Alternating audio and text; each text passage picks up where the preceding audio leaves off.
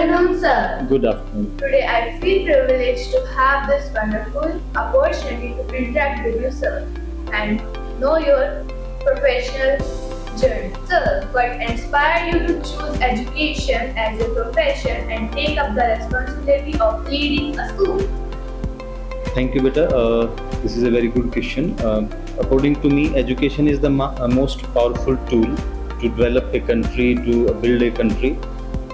मेरे अकॉर्डिंग मुझे ये प्रोफेशन चूज़ क्यों किया, आपने पूछा कि why I choose this profession, why I become a principal.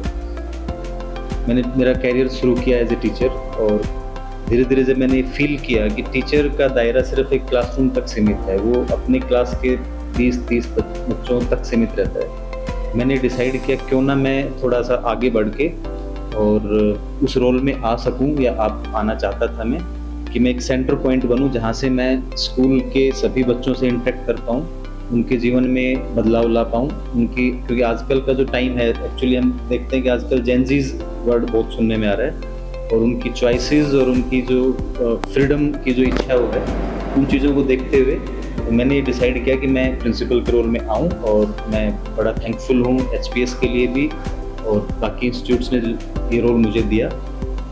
तो मुझे लगता है कि एज ए प्रिंसिपल मैं सेंटर में हूँ जहाँ से मैं सभी को कनेक्ट कर सकता हूँ, पेरेंट्स को भी, बच्चों को भी, टीचर्स को भी, मैनेजमेंट को भी, और सोसाइटी में एक बड़ा चेंज हम ला सकते हैं। Sir, how did your vision for education develop into the work you are doing today? My vision is to develop responsible, innovative and confident citizens for India. देखो बेटा, ऐसा है कि हमारा HPS में सिर्फ एक ही ध्येय है, एक ही उद्देश्य है, एक ही हमारा गोल है कि हम ऐसे बच्चे देश को दें जो 12th पास करके जब बच्चे आगे जाएंगे तो वो कॉन्फिडेंट हों, वो इनोवेटिव हों, उनके अंदर वैल्यू सिस्टम हो। हमारा जो एंशिएंट इंडियन वैल्यू सिस्टम था वो बड़ा इम्पोर्टेंट था, बड़ा साइंटिफिक था।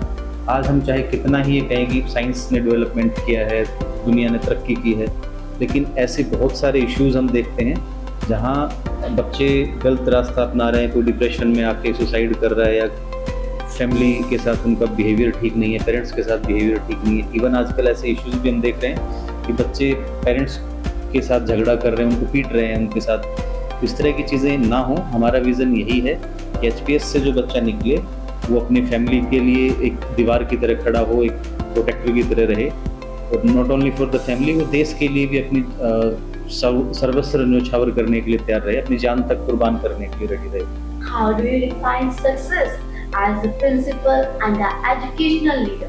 सक्सेस के जो पैरामीटर हैं बेटा वो अलग अलग हैं।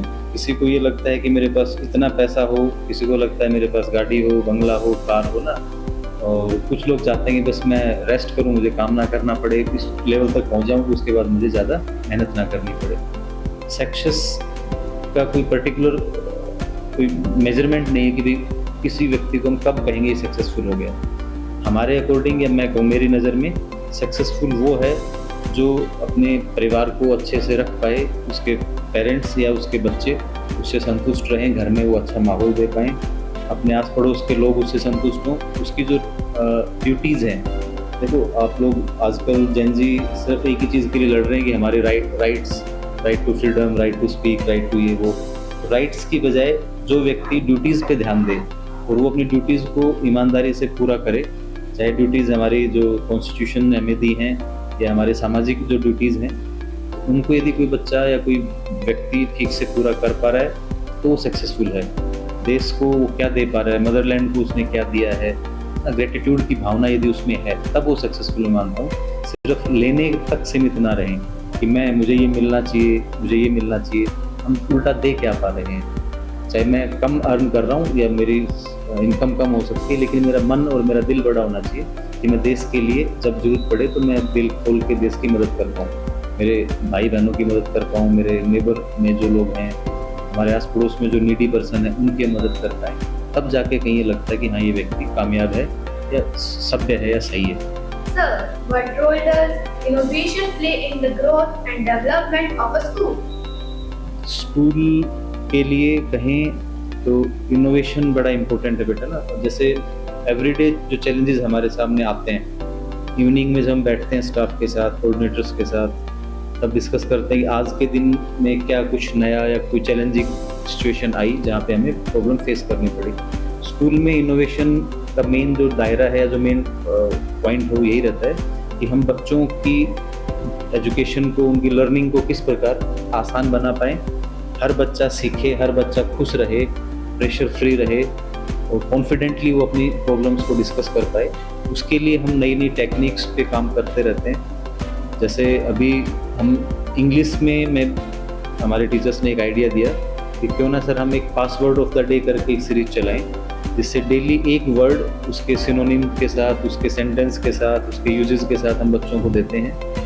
और नेक्स्ट डे जब टीचर्स क्लास में जाते हैं या बच्चा कहीं क्लास से बाहर जाता है, फिर वो अंदर आता है तो पासवर्ड पूछा जाता है कि what is the password of the. इस तरह के इनोवेटिव आइडियाज़ पे हम काम करते रहते हैं। मेन फोकस हमारा वही है, लर्निंग रीडिंग प्रोसेस को ईजी बनाना, बच्चे के प्रेशर को कम करना, बच्चे का बैग का वेट कम हो, बच्चा हैप्पी फील करे।